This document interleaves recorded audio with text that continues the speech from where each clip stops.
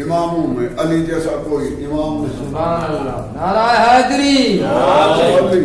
یہ تو تمام دشمنان تمام مخالفین آل محمد بھی جانتے ہیں علیہ السلام کی تقویٰ کیا بات ہے.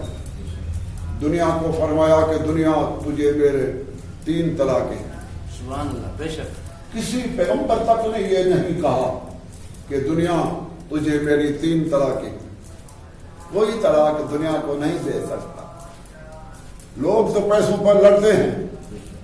بڑے بڑے آدمی تو ان کی میراث کیا نکلی. اسلام کی تاریخ پڑھو تو بڑے بڑے جو نامور آدمی تھے ان کی میراث کتنی کروڑہا پیسے نکلے، جبکہ علیہ السلام نے تو دنیا کو طلاق دی. اس کی میراث دنیا میں کہاں ملے. 3 طلاقیں دینے والا الدنیا طلقت کا سلاسن غری غیری. علیہ السلام نے دنیا کو خطاب کرتے ہوئے کہا کہ اے دنیا، رنگین ہو کے میرے سامنے آنے والی زرین لباس پہن کے مجھے ورغلانے کے لیے تم آتی ہو، خبردار میری تجھے 3 طلاقیں ہیں. سبحان اللہ. تو علیہ السلام تو دنیا تارک دنیا ہے. علیہ السلام تو تارک دنیا ہے. تارک دنیا ہمارا امام عابد زاہد عادل معصوم پاک طیب طاہر، سبحان اللہ، جن کی عصمت و طہارت کی گواہی اللہ کے قرآن نے دی ہے. تو ہم نے تو مذہب آل محمد کی اس وقت تک 45 سال سے اوپر مجھے ہوئے ہیں کہ میں مذہب اہل بیت میں نے قبول کیا ہے. تو مذہب آل محمد علیہ السلام، اہل بیت علیہ السلام کی تقوی، طہارت اور سخاوت. اللہم صلی علی محمد. سخاوت. پاک رسول صلی اللہ علیہ وسلم فرماتے ہیں کہ نہر فرات چلتی ہے نا، نہر فرات. رسول پاک نے فرمایا نہر فرات اتنی تیز نہیں چلتی جتنی علی کی سخاوت تیز چلتی. کیا نہر فرات کی اسپیڈ ہے. جو دیکھنے آئے ہیں، جو دیکھ آئے ہیں کربلا میں، وہ دیکھتے ہیں نہر فرات کو دیکھ آئے. اسپیڈ سے پانی چلتا ہے نہر فرات میں. تو رسول پاک نے فرمایا کہ علی علیہ السلام کی جو سخاوت ہے وہ نہر فرات کے اسپیڈ سے زیادہ چلتی ہے. سبحان اللہ. تو فضائل اہل بیت کا قرآن تمام آیات بیان فرمائی ہے.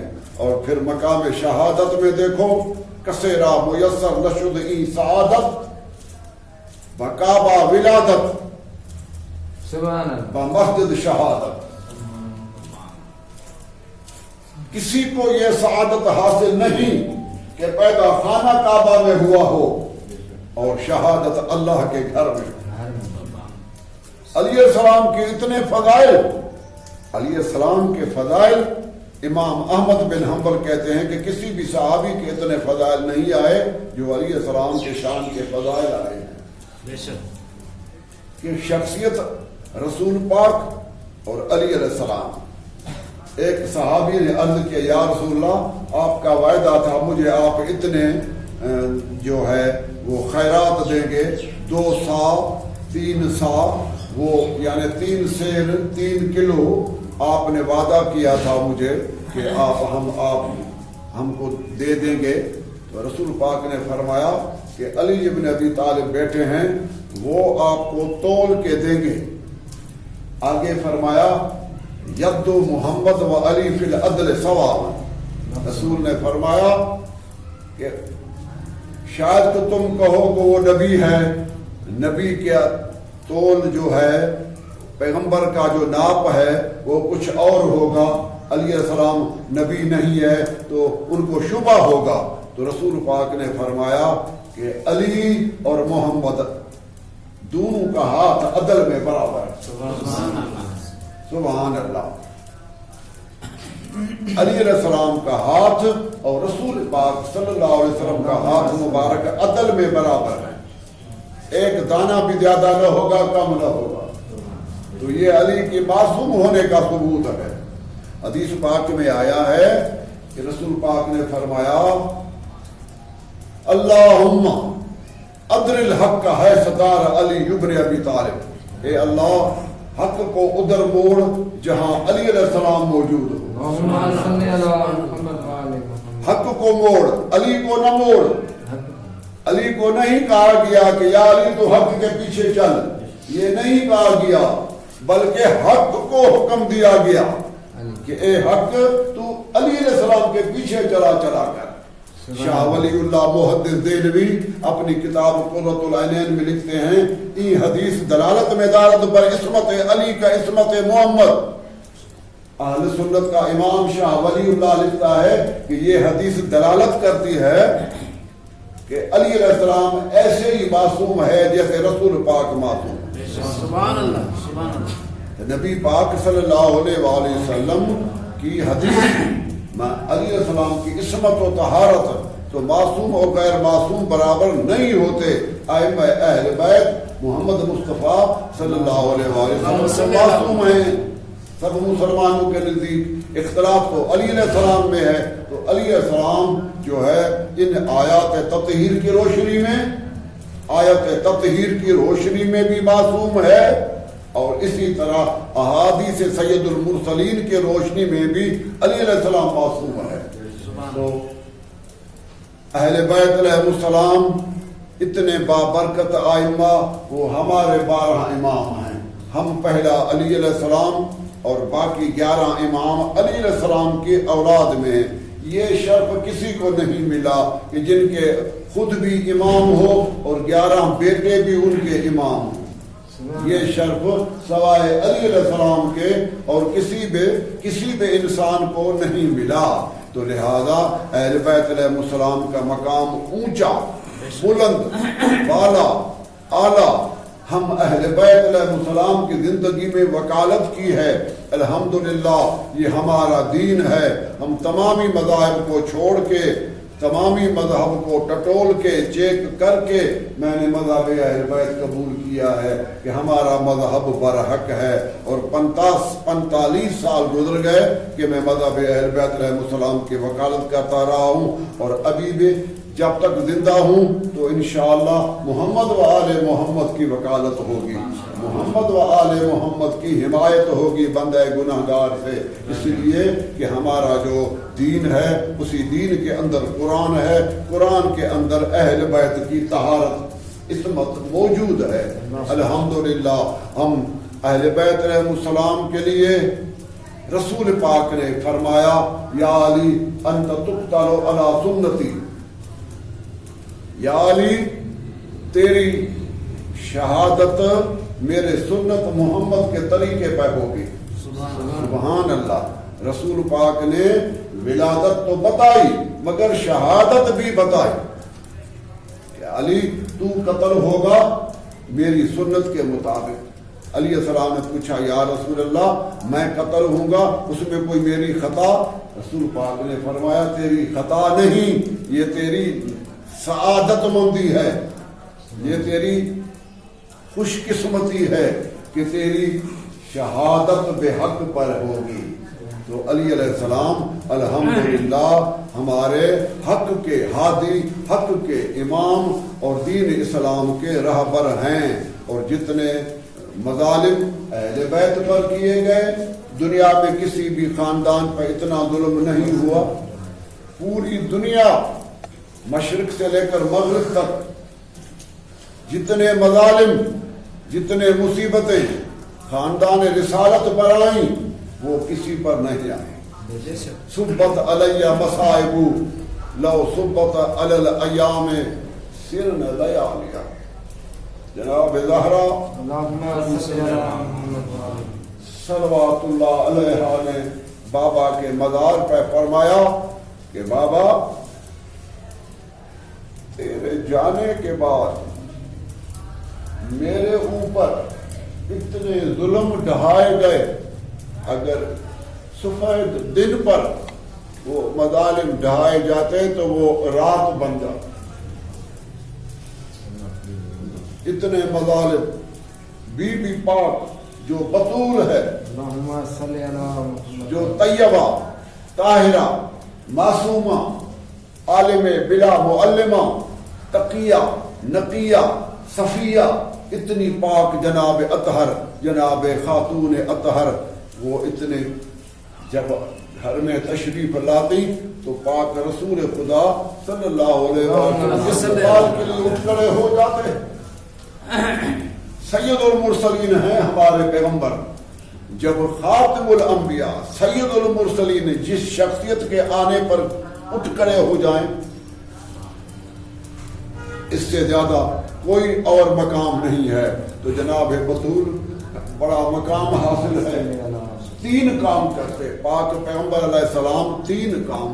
جب بھی سیدہ صلوات اللہ علیہ آتی تو آپ اٹھ کھڑے ہو جاتے اور اپنے مقام مقدس پر جناب زہرا صلوات اللہ کو بٹھا دیتے. ایک اور دوسرا کام دست مبارک کو بوسہ دیتے.